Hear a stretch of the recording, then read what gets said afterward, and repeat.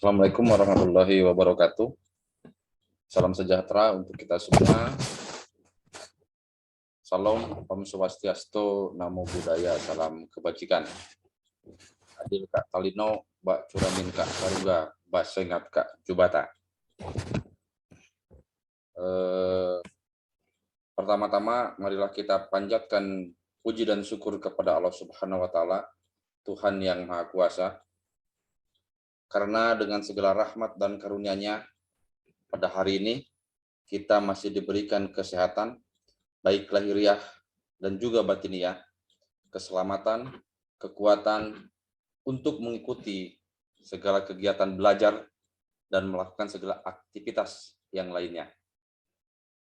Untuk yang beragama Islam, sholawat serta salam semoga tetap terlimpah curahkan kepada junjungan kita Habibana wa Nabiyana Rasulullah Muhammad SAW, kepada para sahabatnya, para pengikutnya, hingga sampailah pada kita, umatnya yang percaya dan taat pada ajarannya sampai yaumil akhir nanti. Amin.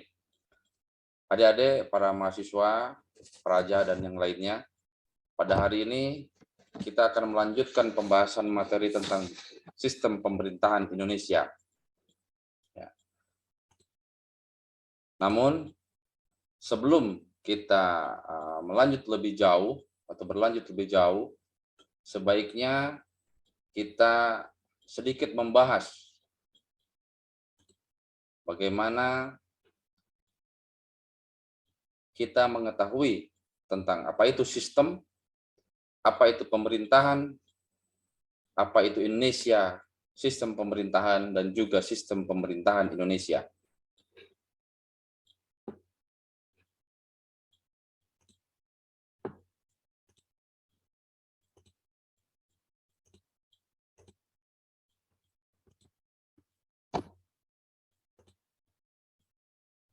Selanjutnya, kita akan membahas juga tentang bentuk-bentuk sistem pemerintahan, perbandingan sistem pemerintahan di negara lain.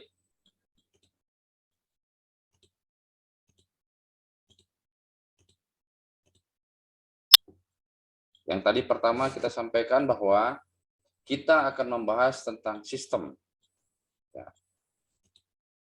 Perlu kita ketahui bahwa sistem bisa dikatakan berasal dari bahasa Latin, yaitu sistema, ya, dan juga bahasa Yunani, dan juga sustema. Begitu juga bahasa Inggris, yaitu sistem. Yang mana dari pengertian tersebut bisa dikatakan bahwa suatu kesatuan yang terdiri dari atau atas komponen atau elemen-elemen yang dihubungkan bersama untuk memudahkan aliran informasi, materi, ataupun energi untuk mencapai suatu tujuan. Nah, ini ya. Dalam bahasa Inggris, menurut Eckhart dan Sadili 1995, yaitu sistem merupakan susunan. Saudara-saudara, adik-adik merupakan suatu sistem. Mobil Anda merupakan sebuah sistem. Perguruan tinggi yang Anda ikuti atau organisasi yang mempekerjakan saudara atau adik-adik semua merupakan juga sebuah sistem.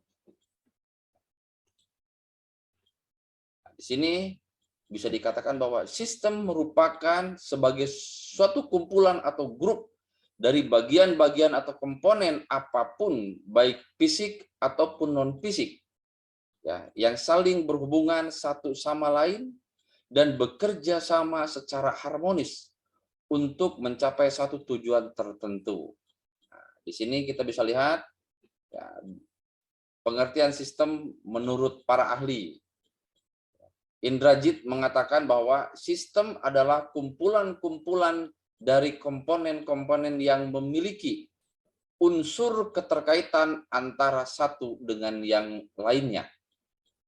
Begitu juga Sutabri mengatakan bahwa sistem adalah suatu kumpulan atau himpunan dari suatu unsur, komponen, atau variabel yang terorganisasi, saling berinteraksi, saling tergantung satu sama lain, dan juga terpadu. Sutarman juga mengatakan bahwa sistem adalah kumpulan elemen yang saling berhubungan dan berinteraksi satu kesatuan untuk menjalankan suatu proses pencapaian suatu tujuan utama. Patansa juga mengatakan sistem adalah sebuah tatanan keterpaduan yang terdiri atas sejumlah komponen fungsional dengan satuan fungsi dan tugas khusus, yang mana sistem tersebut juga saling berhubungan, ya, dan secara bersama-sama bertujuan untuk memenuhi suatu proses tertentu. Ya. Jadi berdasarkan definisi sistem, ya hampir semuanya mengatakan bahwa sistem merupakan kumpulan hubungan. Nah, di sini kita bisa lihat dari definisi sistem dapat kita pahami bahwa sesuatu yang dapat dinyatakan sebagai sistem apabila memenuhi syarat-syarat sebagai berikut. Yang pertama, sistem harus dibentuk untuk menyelesaikan tujuan. Yang kedua, elemen sistem harus mempunyai rencana yang ditetapkan. Makanya tadi di akhir bagaimana kita menyelesaikan tujuan.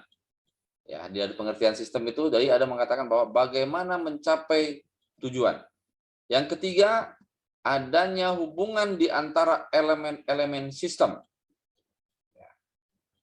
Yang keempat, unsur dasar dari proses, salah satunya arus informasi, energi, dan material, lebih penting daripada elemen sistem. Yang kelima, tujuan organisasi lebih penting daripada tujuan elemen. Nah, di sini kita bisa lihat ya, bagaimana model umum sistem. Pada dasarnya, bagaimana input, proses, output. Nah, itu model umum dari sebuah sistem, lalu dilanjutkan dengan tujuan umpan balik.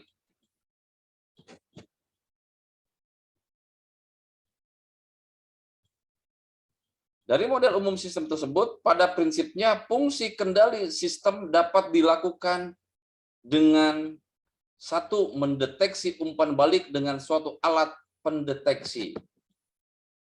Di sini. Yang kedua, mengukur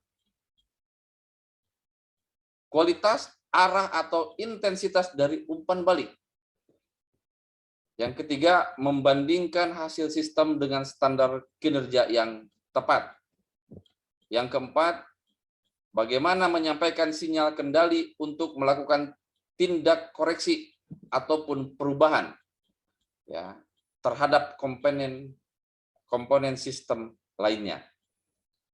Nah, yang kelima, bagaimana memelihara kondisi sistem tetap sebagaimana yang dikehendaki.